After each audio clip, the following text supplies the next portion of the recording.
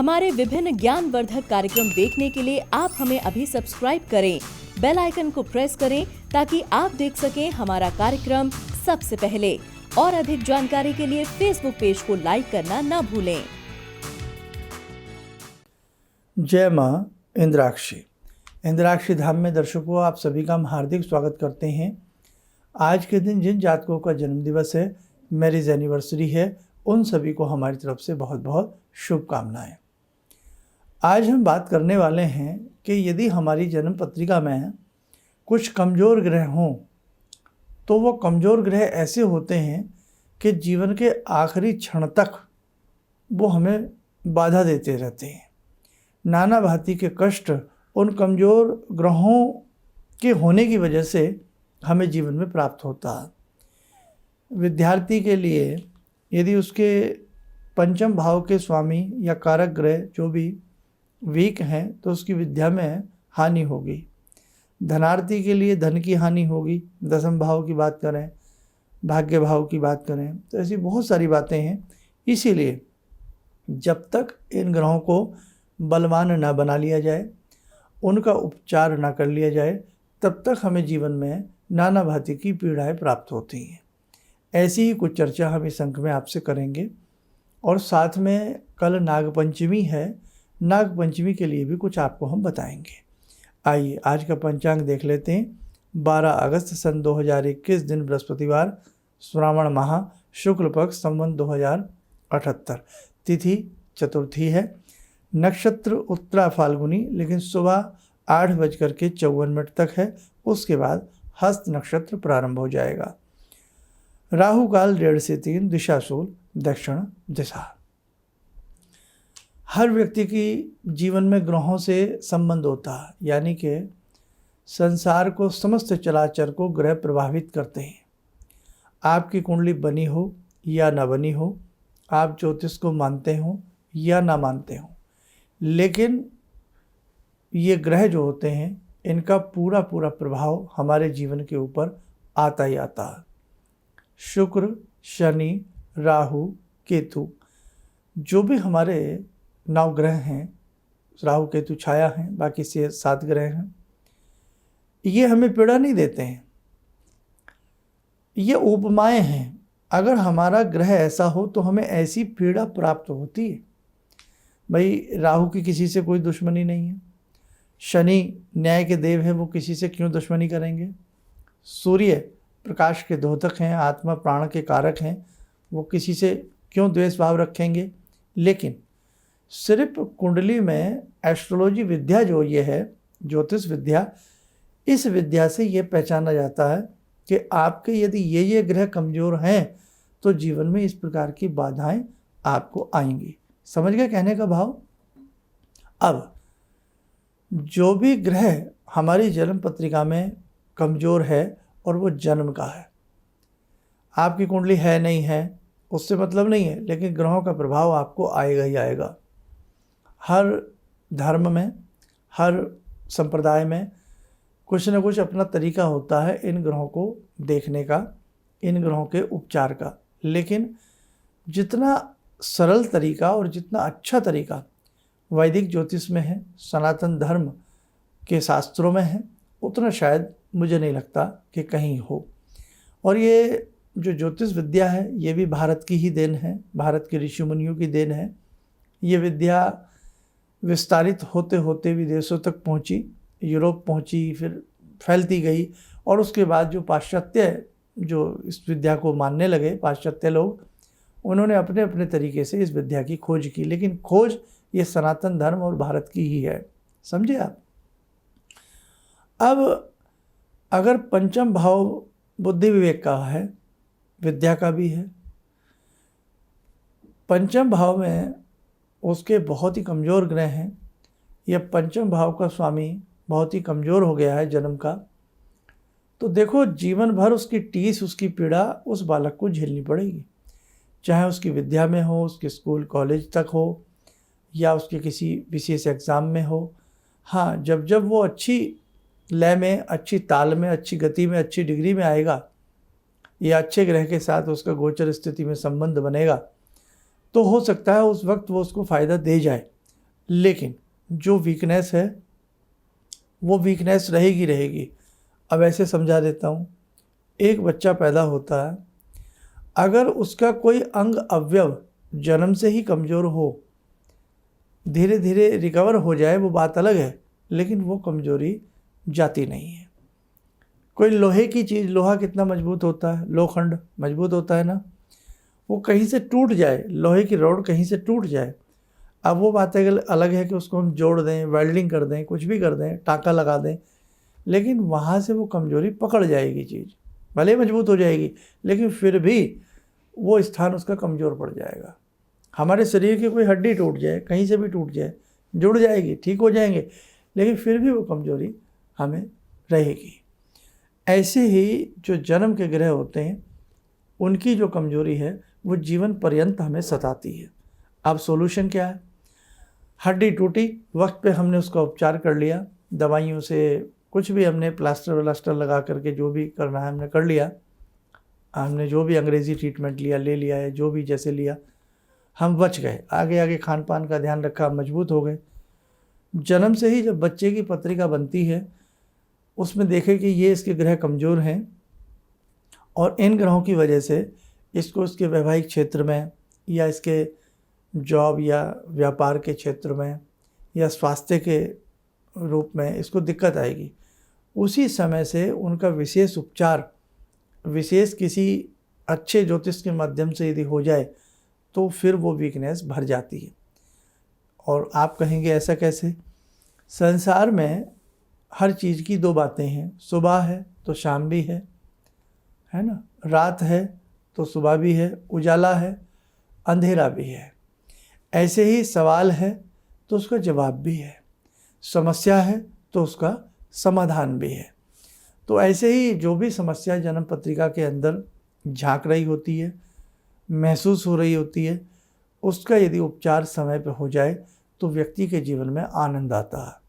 इसीलिए हमने आज का टाइटल भी दिया था कि जो हमारे कमज़ोर ग्रह हों उनका उपाय हर हालत में कर लेना चाहिए, उन्हें ऐसे नहीं छोड़ देना चाहिए।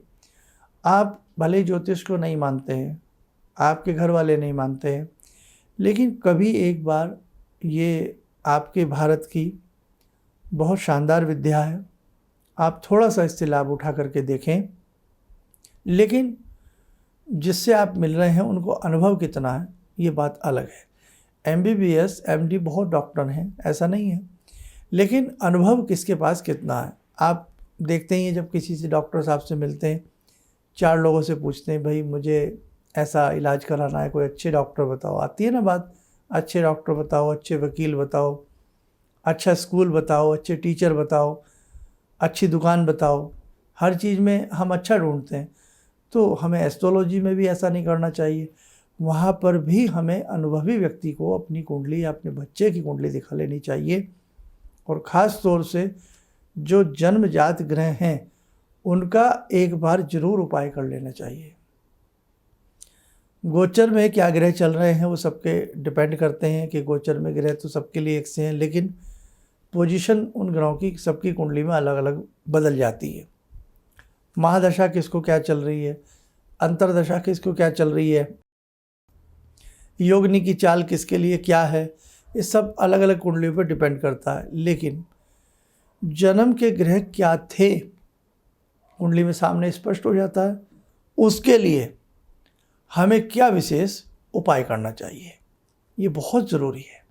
तो इसलिए अपनी बात को यहीं पर मैं समाप्त करूंगा ये कह करके कि जो भी ग्रह किसी व्यक्ति के जन्म के कमज़ोर हों उनकी ग्रह शांति के उपाय अवश्य कर लेने चाहिए। फिर देखो आपको कितना अच्छा जीवन के हर क्षेत्र में लाभ मिलता है। कल नाग पंचमी है, नागों की पूजा की जाती है। कल के लिए थोड़ा सा अभी बता देता हूँ। आइए पहले आज की ध्यान साधना से जुड़ते हैं। आज की ध्यान साधना में जुड़ते हैं हम भगवान श्री राम से। ओम रामो राजमणि सदा विजयते, रामं रमे संभजे, रामेण विहता निशाचर चमू, रामाय तस्मै नमः। रामानास्ति परायणं परतरं रामस्य दासोऽम्यहम्। रामे चित्तलया सदा भवतु मे भो राम मामुद्धर।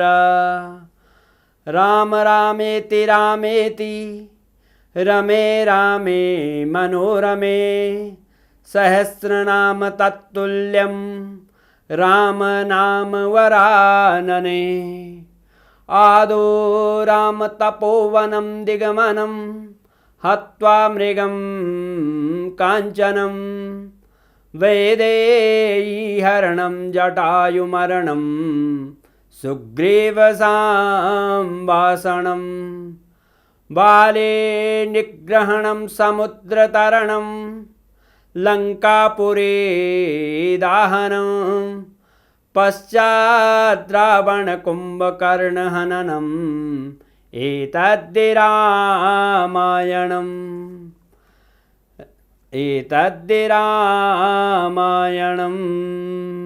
कवच बना लें, ध्यान करें, श्री राम जी का शुभ आशीष हम सबके ऊपर बरस रहा है।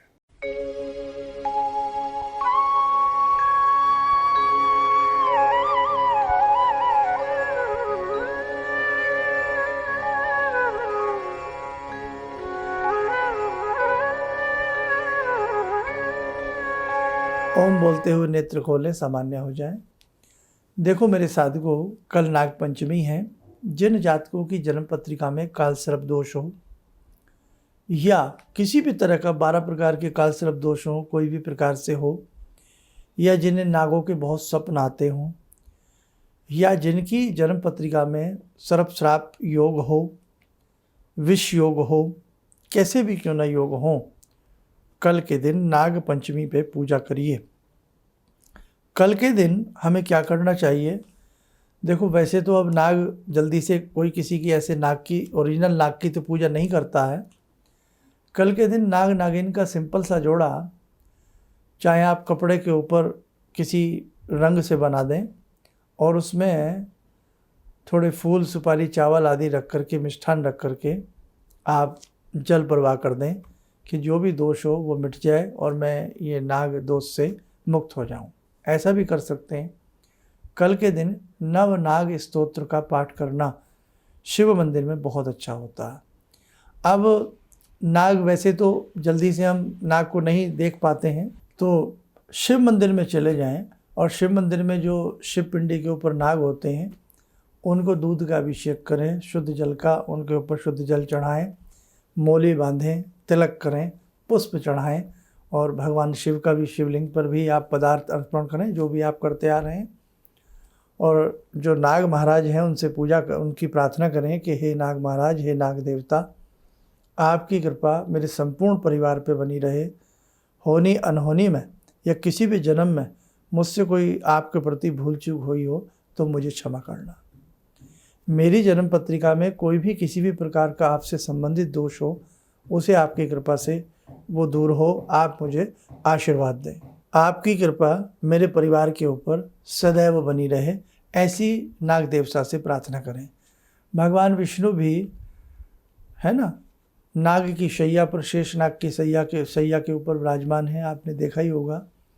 और जैसे पहाड़ी क्षेत्र होते हैं, उत्तराखंड वगैरह हैं, वहाँ नाग देवता की विशेष प्रकार से पूजाएं भी की जाती हैं। नाग देवता पूजनीय हैं और ऐसा भी कहा गया है कि जो ये धरा है, वसुंधरा है, पृथ्वी है, ये नाग के फन के ऊपर टिकी हुई है। चाहे नाग पाताल में हो, कहीं भी हो, उनकी पूजा बहुत ज़रूरी होती है। इसलिए हम सबको सनातन धर्म के हिसाब से करनी चाहिए। अब बहुत लोग कहते हैं अंधविश्वास। अरे अंधविश्वास नहीं है, ये जीवों के प्रति एक प्रेम भी है। क्या प्रकृति के ये अंग नहीं है? क्या प्रकृति में जो भी हैं वो भी तो भाई प्राण हैं उनके अंदर भी, क्या उनसे हमें प्रेम नहीं करना चाहिए? बिल्कुल करना चाहिए। सनातन धर्म की यही तो विशेषता है कि इसमें चाहे वो वन्य जीव हों, सरीसर्प हों, कीट पतंग हों, यह सबको मान्यता दी जाती है और समय समय पर सबकी पूजा की जाती है। चाहे वृक्ष ही क्यों ना हो, वृक्षों में भी हम पीपल की, है ना, वट वृक्ष की, वट सावित्री में पूजा करते ही करते हैं। तो हमारे धर्म में दया कूट कूट करके भरी हुई है। और वैसे भी आपने सुना होगा नागों के प्रति बहुत लोगों की आस्थाएं रही हैं। समय समय पर नागों की बहुत कहानियाँ, नागों की बहुत सारी फिल्में, बहुत सारी चीज़ें प्रचलित रही हैं। तो इसलिए भैया जो भी आपसे बन पड़े कल आप नाग पूजन जरूर कर लेना। और यदि साक्षात कहीं कोई ऐसे सपेरे हों, कोई हों, नाग हो, तो थोड़ा प्रयास कर लेना, उनकी नमस्कार कर लेना और जो आपसे उनके लिए बन पड़े वहाँ दे देना। कल के दिन सर्प की कहीं बांबी हो, ध्यान से जाना, कभी आपको शर्मा जी आपने क्या करा दिया, ये हमें तो सांप नहीं पकड़ लिया था। तो कहीं सर्प की बांबी हो, उसकी मिट्टी कल के दिन घर में लाना, पीले कपड़े में बांध करके रखना। और यदि सांप की कैंचुली भी मिल जाए, जो कांचुली होती है, अपनी अपनी भाषा में सब कुछ कुछ कहते होंगे, तो सर्प जो कांचुली होती है उसको भी किसी से मांगना नहीं है, बस कहीं मिल जाए उठा लें। सर्प कांचुली को उस बांबी की मिट्टी में रख करके अब पीले कपड़े में बांध करके कहीं भी कल के दिन बांध देने से डाकनी, शाकनी, हाकनी, किया कराया, भूत प्रेत, बहुत सारी बाधाएं उस घर की सदैव दूर होती हैं। और नाग की बांबी के ऊपर मिट्टी के शुद्ध सकोरों में गोदुग्ध 4-5 सकोरों में भर के रखाएं, ये भी बहुत अच्छा होता है। तो ये मैंने सब चीज़ें आपको एडवांस में बता दी हैं। और भाई नागों की अनेकों प्रकार की प्रजातियां होती हैं, नागलोक होता है पूरा का पूरा, ऐसी बात नहीं है। तो कल के दिन जो भी नागों की पूजा करता है वो नागलोक का आशीर्वाद पाता है। और साथ में ही बहुत ऐसे नाग होते हैं जो इच्छाधारी नाग होते हैं, मणिधारी नाग होते हैं, उन सब का शुभ आशीष उस व्यक्ति को प्राप्त होता है। कुंडली में सर्प दोष हो, विष दोष हो, या नाग के डंस से उसकी मृत्यु लिखी हो, तो ये सारी बाधाएं उस व्यक्ति की दूर हो जाती हैं। बस बाकी बातें जो रह गई हैं वो हम कल सुबह के अंक में आपको बता देंगे। शाम तक आप नाग पंचमी का कल के दिन पूजन कर सकते हैं। आप स्वस्थ रहें, सुखी रहें, इन्हीं शुभकामनाओं के साथ हम अपनी वाणी को विराम देते हैं। जय माँ इंद्राक्षी। करीब मैं 4 साल से गुरुजी के टीवी के माध्यम से जुड़ा हुआ हूँ और एक बार पटना में भी गुरुजी से हमने फेस टू फेस मिला और उसमें गुरुजी जो उपाय बताए थे वो उपाय करने के बाद जीवन में कुछ सकारात्मक जो है प्रभाव आया है। हमारा पहले बहुत कष्ट था, जो कि गुरुजी उपाय बताए उस उपाय से बहुत ज़्यादा ही कष्ट दूर हुआ है। और हम चाहते हैं कि जो भी मान लेते हैं गुरुजी से जुड़े हुए हैं वो एक बार जरूर गुरुजी से मिलें और अपने कष्ट का निवारण करें। किसी भी समस्या के समाधान के लिए मिले प्रसिद्ध हस्तरेखा एवं वास्तु विशेषज्ञ प्रोफेसर धर्मेंद्र शर्मा जी से। नोट: शिविर में भाग लेने हेतु एवं व्यक्तिगत रूप से मिलने के लिए कॉल करने का समय सुबह 10 बजे से शाम 6 बजे तक। हमारे विभिन्न ज्ञानवर्धक कार्यक्रम देखने के लिए आप हमें अभी सब्सक्राइब करें, बेल आइकन को प्रेस करें ताकि आप देख सकें हमारा कार्यक्रम सबसे पहले। और अधिक जानकारी के लिए फेसबुक पेज को लाइक करना न भूलें।